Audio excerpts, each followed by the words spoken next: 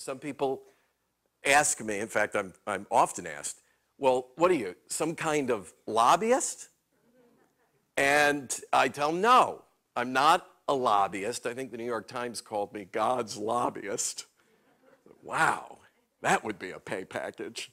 But no, not a lobbyist. You know, a lobbyist is someone who works on moving certain pieces of legislation or policy forward, usually for the benefit of some constituency they may represent. That's what lobbyists do. And I'm not a lobbyist in that sense. They assume we're litigators, we're lawyers, and we sue people, or we sue for the rights of Christians. Well, no, we don't do that either. On occasion, we have joined in a lawsuit out of principle. We've written a supporting brief, what they call an amici brief, from the Latin amici, friend, a friend of somebody, a friend of the court, a friend that offers some helpful information or perspective on a case or something like that. But that's kind of rare. There are groups that do that. I just had lunch today with my friend Stuart Roth, who works as Jay Sekulo's right-hand man. Jay is a very close friend. His offices are very close to ours, only a few doors away.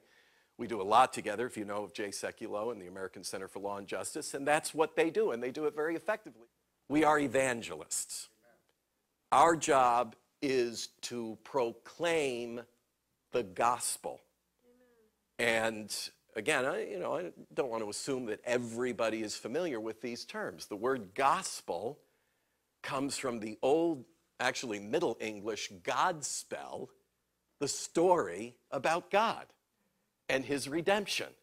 It's a rough translation of the Greek word euangelion. So that's what we do. We share good news with our top elected and appointed officials, whether it's the president in the executive branch, or whether it's the leaders or members of Congress in the legislative branch, or whether it is the justices and judges that are part of the judicial branch of government. That's a lot of people. I once counted them. I've lost count now. But it's roughly 375,000 people who are employed by those branches of government.